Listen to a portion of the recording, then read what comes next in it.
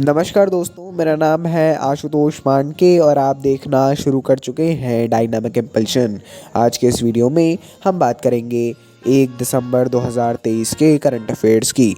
और अब जब आपने वीडियो के थंबनेल पर क्लिक करते हुए वीडियो देखने की शुरुआत कर ही दी है तो अंत तक जुड़े रहिएगा हमारे साथ, क्योंकि आप सभी लोग जानते हैं कि ज्ञान को कभी भी अधूरा नहीं छोड़ना चाहिए। इसी बात के साथ हम शुरू कर रहे हैं आज के इस वीडियो को आज की पहली जानकारी के साथ।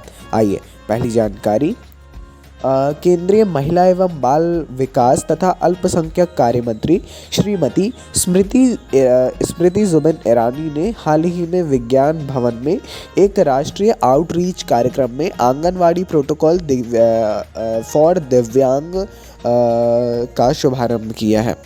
एक्चुअली ये दिव्यांग जो बच्चे हैं उनके लिए आंगनवाड़ी का विशेष प्रोटोकॉल है। इस कार्यक्रम का उद्देश्य था दिव्यांग बच्चों की समग्र भलाई, उनके और ज़्यादा उनके विकास के लिए उसको मजबूत करना। और इसमें विभिन्न मंत्रियों और संगठनों के प्रमुख अधिकारियों, विशेषज्ञों और हितधारकों ने भाग लिया। ठीक है, देखिए दिव्यांग बच्चों के लिए भी आंगनवाड़ियाँ हैं, है ना। अब विशेष इस पर ध्यान दिया जाए, इसके लिए उन्होंने एक विशेष कार्यक्रम की शुरुआत की है। होप करते हैं कि आगे इसमें सफलता प्राप्त हो। आगे बढ़ते हैं। 2015 में अपनाए गए नेपाल के संविधान ने यौन अभिविन्यास के आधार पर भेदभाव को स्पष्ट रूप से प्रतिबंधित करके एक साहसिक कदम उठाया है। यदि सीधी भाषा में बोला जाए तो नेपाल ने औपचारिक रूप से समलैंगिक विवाह, सेम सेक्स मैरिज का मामला दर्ज करने वाला पहला दक्षिण एशियाई देश बन गया है। ये पहला ऐसा दक्षिण एशियाई देश बना है जहाँ पर सेम सेक्स मैरिज को औपचारिक रूप से फॉर्मली जो है इनको मान्यता दी गई है। ठीक है, तो यहाँ पर ध्यान दीजिएगा आप सभी लोग। ये कुछ शब्द ऐसे हैं, हिंदी मीडियम के लिए है यौन अभिविन्यास के आधार पर भेदभाव। ठीक है, ज़रूर पढ़ लीजिएगा इसको। आगे बढ़ते हैं। अगली जानकारी, नितिन गडकरी ने कोच्चि में एक लग्जरी क्रूज जहाज क्लासिक एम्पीरियल का वर्चुअल उद्घाटन किया। क्लासिक एम्पीरियल, ठीक है, ये एक क्रूज जहाज है, लग्जरी क्रूज जहाज है। एक्चुअली यह आयोजन क्षेत्र में क्रूज पर्यटन को बढ़ावा देने में प्रयासों में एक महत्वपूर्ण मील का पत्थर है। एक्चुअली यदि आप देखेंगे तो क्रूज जहाज जो है भारत में धीरे धीरे काफ़ी इसका चलन बढ़ता जा रहा है। कहीं ना कहीं अच्छी बात है। निशीथ के जॉन क्लासिक एम्पीरियल के पीछे उद्यमी है, मतलब ये मालिक आप कह सकते हैं।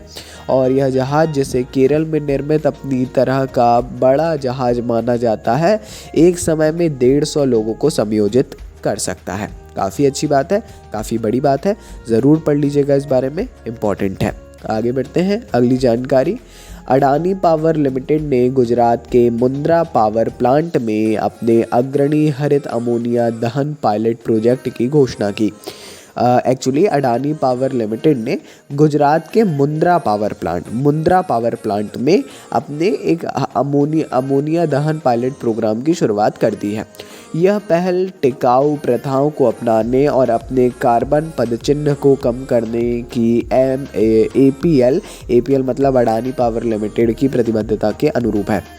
अच्छी बात है। और ध्यान रखिएगा ये कौन सा टॉपिक है ना, कार्बन पदचिह्न के बारे में ज़रूर पढ़ लीजिएगा। कार्बन फुटप्रिंट, अगर हिंदी मीडियम से हैं तो हम अधिकतर हिंदी मीडियम का ही दे रहे हैं, है ना।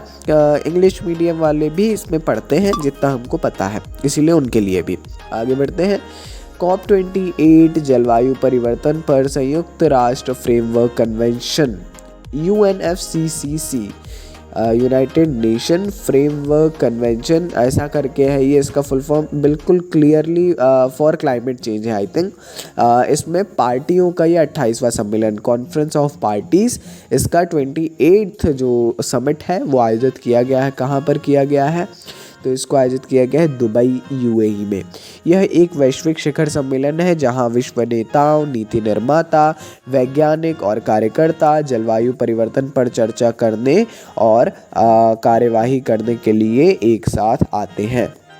ठीक है, बहुत ही सिंपल है, बहुत ही आसान है, कोई भी इसमें कन्फ्यूज़न की बात नहीं है। और क्यों बताया है, क्योंकि ये बिल्कुल करंट अफेयर से रिलेटेड है, बहुत ज़्यादा हॉट टॉपिक है, ज़रूर पढ़ लीजिएगा। आगे बढ़ते हैं। प्रधानमंत्री नरेंद्र मोदी जी के नेतृत्व में केंद्रीय मंत्रिमंडल ने हाल ही में प्रधानमंत्री जनजातीय आदिवासी न्याय महाअभियान को मंजूरी दे दी है। प्रधानमंत्री जनजातीय आदिवासी न्याय महाअभियान ये विशेष रूप से कमजोर जनजातीय समूह के सामने आने वाली चुनौतियों का समाधान करने के उद्देश्य से एक व्यापक पहल है। ठीक है, ये देखिए PVTG के बारे में पढ़िएगा। विशेष रूप से कमजोर जो जनजातीय समूह है, इनका अलग समूह है। इसके लिए शासन द्वारा 15 अक्टूबर को भी काफ़ी पहल की गई है बिरसा मुंडा जी की जयंती के उपलक्ष्य में, साथ ही में अभी भी की गई है। लगातार इसको मंजूरी दी जा रही है, इसीलिए ये एक हॉट टॉपिक बन सकता है ना। इसलिए इसके बारे में आप सभी को ज़रूर ही पढ़ना चाहिए। मेरा ऐसा पर्सनल ओपिनियन है, आप कह सकते हैं। ठीक है, अधिकतर चीज़ें जो है वो इम्पॉर्टेंट चीज़ें हम कवर कर लेते हैं रोज़ की, यदि आप कहीं पर भी देखें तो करते हैं। लेकिन इसका देखिए मैगज़ीन वगैरह आप लोग अगर प्रेफर करते हो तो मेरा तो ऐसा मानना नहीं है, लेकिन हाँ अगर प्रेफर करें तो ठीक है। मैं ये प्रेफर करता हूँ कि आप न्यूज़पेपर ज़रूर पढ़ें, 2 न्यूज़पेपर पढ़ें। अगर आप चाहें तो 2 ज़रूर पढ़ें, 2 पढ़ेंगे तो काफ़ी सही रहता है 2 न्यूज़पेपर पढ़ना। अब वो आपके मीडियम के हिसाब से है ना। पढ़िए, शुरू तो कर दीजिए, है ना। अगर नहीं है तो, और है तो काफ़ी अच्छी बात है। चलिए, अंतिम जानकारी थी ये। बाकी अपन मिलते हैं अगले वीडियो में ऐसी ढेर सारी जानकारी के साथ। ऐसा ही सपोर्ट करते रहिए। मिलता है अगले वीडियो में। नमस्कार। Dynamic impulsion.